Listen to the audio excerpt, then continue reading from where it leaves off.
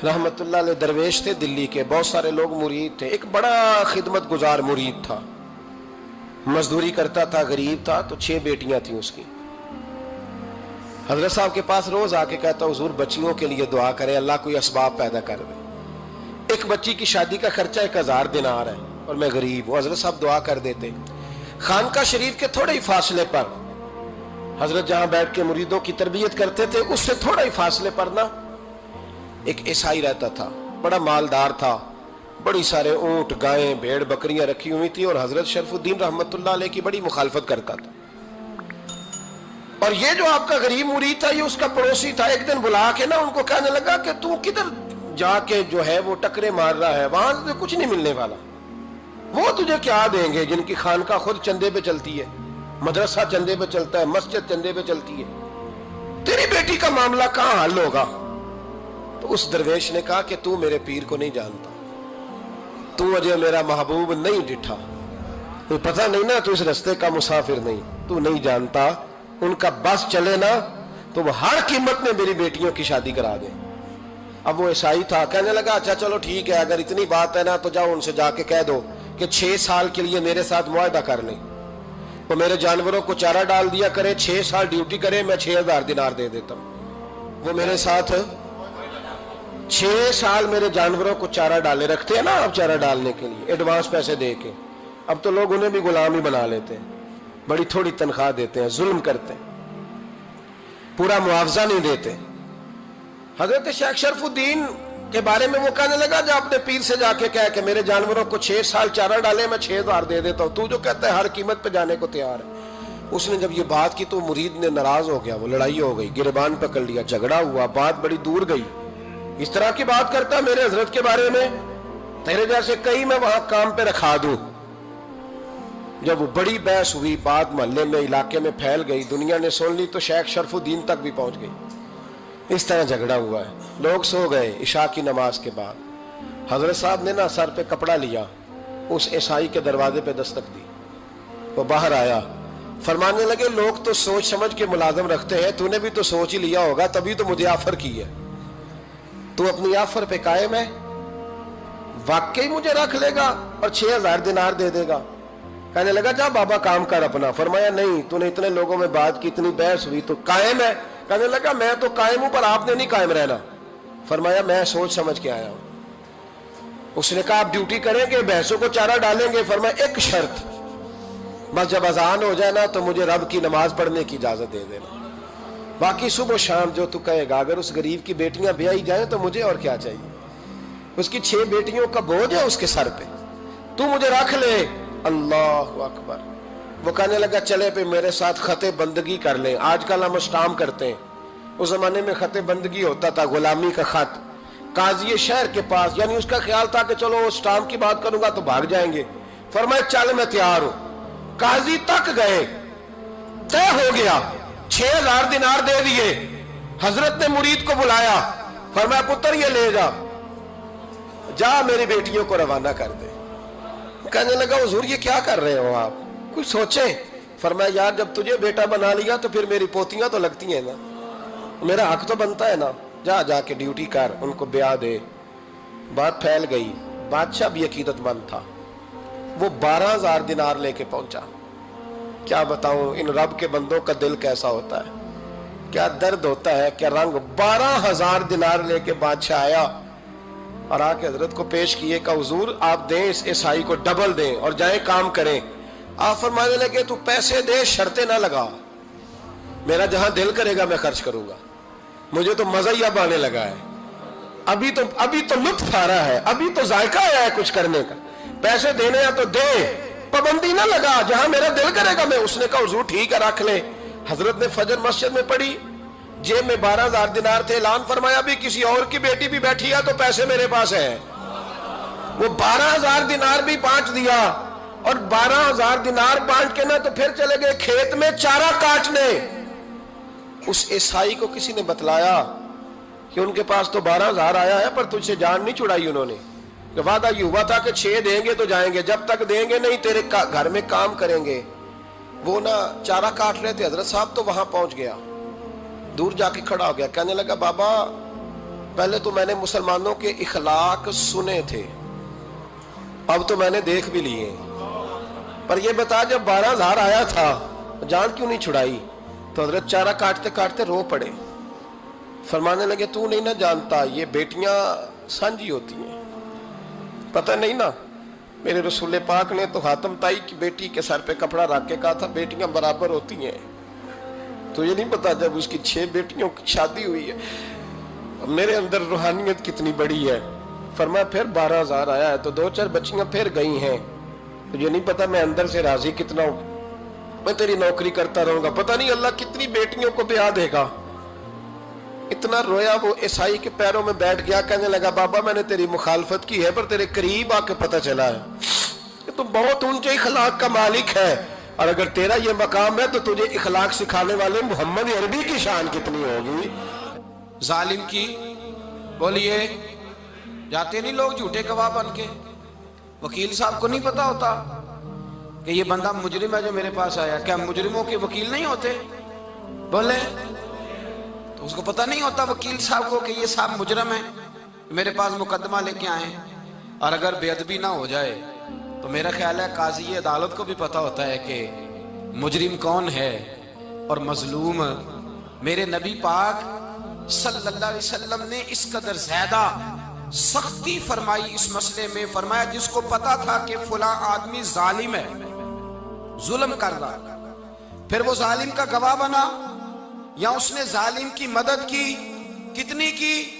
شارحین لکھتے ہیں چاہے اس نے ایک جملہ بول کے کی، چاہے ایک، سارے بولیے، چاہے ایک غریب کو اس نے ظلم کیا تو کہتے ہیں علاج یہ سی، چاہے ایک جملہ بول کے کی، شارحین اس حدیث کی شرح میں لکھتے ہیں ایک جملہ بول کے چاہے مدد کی، جس بندے نے کسی ظالم کی مدد کی کسی مقدمے میں یا کسی صورت میں اور اسے پتا تھا یہ ظالم ہے، میرے نبی پاک صلی اللہ تعالیٰ علیہ وسلم فرماتے ہیں اگر اس نے مدد کی، ابھی ظالم کی بات نہیں ہو رہی، ظالم کے مددگار کی بات ہو رہی، اگر کسی نے ظالم کی مدد کی تو حضور فرماتے ہیں خدا بھی اس سے بری و ذمہ ہے، رسول بھی اس سے بری و ذمہ ہے۔ سنبھال کے رکھے اپنی نمازیں، قربانیاں، حج، زکوٰۃ سنبھال کے رکھے۔ اگر ظالموں کا مددگار ہے، الیکشن آ لینے دے، آپ کو نظر آ جائے گا کون کون ظالموں کا مددگار ہے، نظر آ جائے گا۔ اپنی جیب سے لوگ پیسے دے کے ظالموں کی مدد کریں گے، ان کے فلیکس چھپوائیں گے، بورڈ لگوائیں گے، جیبوں سے پیسے دے کے۔ ہم نے خود آگ لگائی ہے چمن میں اپنے، بے سبب گردش ایام کو الزام نہ دو، ہم نے خود نور کا ظلمت سے کیا ہے سودا، کر کے توہین سحر شام کو الزام نہ دو۔ ظالموں کے مددگار میدان میں آ گئے، یہ چھوٹا لفظ نہیں، میرے حبیب پاک صلی اللہ علیہ وسلم نے فرمایا جو ظالم کا مددگار ہے سن لے جو سجن کے ساتھ کچہری جاتا ہے، وہ یاد رکھے جو دوست کا گواہ بنتا ہے، وہ یاد رکھے جو کہتا ہے میں مانگی گیا تھا، مجھے بلایا گیا تھا قبضہ چھڑانے کے لیے کسی غریب بیوہ کی جائیداد پہ، وہ سن لے تو مدد کر کے نہیں آیا، تو خدا کے ذمے سے نکل گیا ہے۔ رسول پاک نے فرمایا تیرا میرا تعلق ختم ہو گیا، تو ظالم کا مددگار ہو گیا۔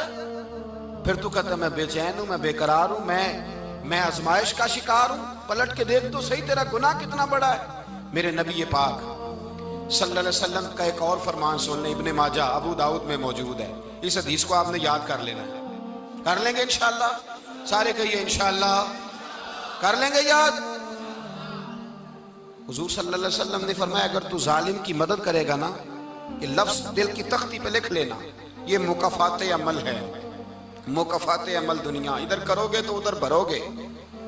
فرمایا اگر تو کسی ظالم کی مدد کرے گا، سن لے حضور کا فرمان ہے، اگر تو ابن ماجہ ابو داؤد سیاہ میں موجود ہے، فرمایا اگر تو کسی ظالم کی مدد کرے گا تو رب تعالیٰ مرنے سے پہلے پہلے تیرے اوپر بھی ظالم کو مسلط کر دے گا، تیرے اوپر بھی ایک دفعہ ظلم ضرور ہوگا اگر تو ظالم کی، وہ کسی صورت میں بھی ہو سکتا ہے، کسی صورت میں بھی تیرا بیٹا ہی اٹھ کے ظلم کر دے گا، تو الجھ جائے گا، کسی نہ کسی جگہ تیرے لیے تباہی کا سامان ہوگا، تیرے اوپر ظلم ہوگا، اس لیے کہ تو ظالموں کا مددگار ہے۔ چاہیے یہ تھا کہ تو مظلوم کی مدد کرتا، انسانی ایمانی یقین کا فریضہ سر انجام دیتا، تو ظالموں کا مددگار ہو گیا۔ ٹٹول کے دیکھ لیں، رزلٹ نکال کے دیکھ لیں، ہمارے زمانے میں ظالموں کے مددگار زیادہ ہیں، اتنی لمبی زبانیں نکال کے ظالموں کی مدد کرتے ہیں۔ بڑے بڑے کالم نویس اللہ نے انہیں قدرت دی لکھنے کی، تو اپنا قلم ظالموں کی مدد میں خرچ کرتے ہیں۔ وہ لوگ جن کو اللہ تبارک و تعالیٰ نے قدرت دی، ہمت دی، طاقت دی، کچھ لوگ ان کے حلقہ احباب میں، وہ اپنے لوگوں کو استعمال کر کے ظالموں کی مدد کرتے ہیں، ظالموں کی مدد کرتے ہیں۔ میرے نبی کریم سید عالم نور مجسم صلی اللہ علیہ وسلم نے فرمایا اگر تو نے ظالم کی مدد کی تو جب تک تو توبہ نہیں کرے گا رب تجھ سے ناراض ہی رہے گا۔ اللہ تجھ سے، او بھائی جس سے رب بھی ناراض ہو گیا، نہ کھانا نہ پینا نہ سونا نہ جاگنا نہ نیند، پھر تیری ہر چیز تیرے لیے آزمائش ہو جائے گی، پھر تیرا سایہ بھی تیرے لیے خوف کا سامان بنے گا، پھر زندگی جیتی جاگتی لاش بن جائے گی، تو اپنے کندھوں پر اپنی میت اٹھائے پھرے گا جب تو ظالم کا مددگار ہوگا۔ اور نبی پاک صلی اللہ علیہ وسلم نے فرمایا ظالموں کا مددگار بھی ظالم ہوتا ہے، ظالموں کا مددگار بھی، سارے بولے ظالموں کا مددگار بھی، نہیں کو نہیں، آپ سارے نہیں بولے، ایک دفعہ بولے ظالموں کا مددگار بھی، پکی بات ہے، ظالموں کا مددگار بھی۔ اللہ اکبر، جس کا یارانہ ہو، جس کا دوستانہ ہو، جو کہے میں نے نا اس کو اوکھے ویلے کے لیے ظالم کو یاد رکھا ہوا ہے۔ کبھی مشکل میں رکھے نہیں ہوئے لوگوں نے ظالم دوست، کہتے ہیں میں نے رکھے ہوئے ہیں، بلکہ ہمارے دیہات میں تو کہتے ہیں میں نے بازو بنائے ہوئے ہیں۔ کس کو بازو بنا لیا؟ ظالم بھی کبھی بازو ہوتا ہے، جو ظلم کی تلوار لیے میدان میں کھڑا ہے۔ قارون، حامان، فرعون، نمرود کا حال نہیں لوگوں نے دیکھا؟ اپنے زمانے میں آپ نے کتنے لوگ نہیں دیکھے جن کے سائے سے، آواز سے لوگ کانپتے تھے؟ پھر پولیس کی گاڑیوں میں وہ اس طرح مردہ پڑے کہ دنیا نے تماشا دیکھا ان کا۔ یہ رنگ ہم نے دیکھے نہیں اپنے آنکھوں سے۔ فرمایا ظالم کا مددگار بھی، جو کار میں بٹھا کے لے کے گیا وہ بھی ظالم، جس نے چائے پلائی وہ بھی، جس شخص نے کھانا کھلایا وہ بھی، جو کچہری تک ساتھ گیا وہ بھی، جس نے فلیکس کے نیچے، بڑے شرابی کے نیچے چھوٹی اپنی فوٹو لگائی وہ بھی، جو ووٹ کی پرچی ڈالنے گیا وہ بھی۔ کہہ دینا باہر نکل کے کہ حضرت صاحب نے سیاسی تقریر کی ہے، کہہ دینا، پر بات تو سچی ہے نا۔ خو کرے ہم تو سے تھوڑا سا گلا بھی سن لے، خو کرے ہم تو سے تھوڑا سا بھی گلا۔ امام مالک کے پاس ایک بندہ آیا، اس نے کہا حضور میں درزی ہوں، ایک ظالم بادشاہ مجھ سے کپڑے سلواتا ہے، میں تو ظالموں کا مددگار نہیں نا۔ ایک ظالم بادشاہ مجھ سے، حضور میں تو مددگار نہیں نا ظالموں کا۔ جو فرمایا ظالموں کا مددگار بھی ظالم ہوتا ہے، تو کپڑے لے کے آتا ہے میں سی کے دے دیتا ہوں، ذمہ داری نہیں۔ یہ ایک آدمی دکاندار ہے، اس سے کوئی بندہ چیز خریدنے آئے گا تو تھوڑی کہے گا میں نے نہیں دینی، تو دے گا۔ کوئی بندہ اگر کسی شخص سے کوئی کام کہتا ہے جو اس کی فیلڈ ہے، اس کا شعبہ ہے، اس کا معاش کا وہ سلسلہ ہے، کہتے ہیں یا رسول اللہ صلی اللہ علیہ وسلم ظالموں کا مددگار بھی ظالم، حضور نے فرما دیا۔ تو امام مالک سے بندے نے مسئلہ پوچھا، دل کی تختی پہ لکھنے والی باتیں ہیں، کہا حضور میں درزی ہوں، ظالم کپڑے سلواتے ہیں، میں تو مددگار نہیں نا۔ امام صاحب کہنے لگے نہیں، مددگار تو وہ ہوگا جو تجھے سوئی دھاگا فراہم کرے گا، تو پورے کپڑے سی کے دیتا ہے، تو خود بہت بڑا ظالم ہے، تو پورے سوٹ سی کے دیتا ہے، تو بہت بڑا ظالم خود ہے۔ مددگار تو وہ ہوگا جو تجھے دھاگا دے گا، جو تجھے بٹن دے گا، جو تجھے نلکی دے گا۔ جو ظالم سے اتنی نفرت ظلم کر کے بندہ ہے، یہاں تو ہمارے زمانے میں ہیرو بن جاتے ہیں لوگ، ظالم ہیرو ہے، لوگ اس سے ڈرتے پھرتے ہیں، گھومتے پھرتے ہیں، اور بہت سارے کم مزاج لوگ اس کے پیچھے ہاتھ باندھ کے پھرتے ہیں۔ ظالموں کی مدد کرنا، ظالموں کے ساتھ رہنا، یہ ظلم ہے، ظلم، یہ زیادتی ہے۔ میرے نبی پاک صلی اللہ تعالی علیہ وآلہ وسلم نے ارشاد فرمایا یاد رکھو، رب فرماتا ہے میں مظلوم کی مدد ضرور کروں گا، چاہے جلدی کروں چاہے دیر سے کروں، میں مظلوم کی مدد۔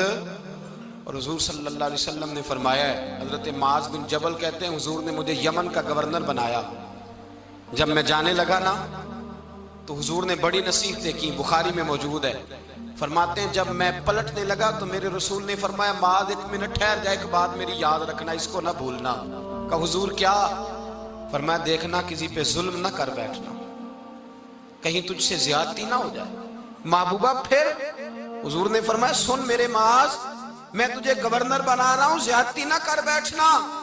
یا رسول اللہ صلی اللہ علیہ وسلم کیا ہوتا ہے؟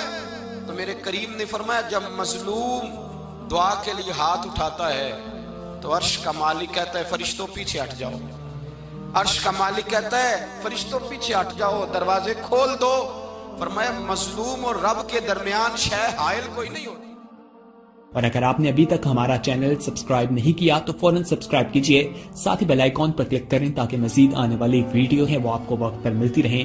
اللہ حافظ.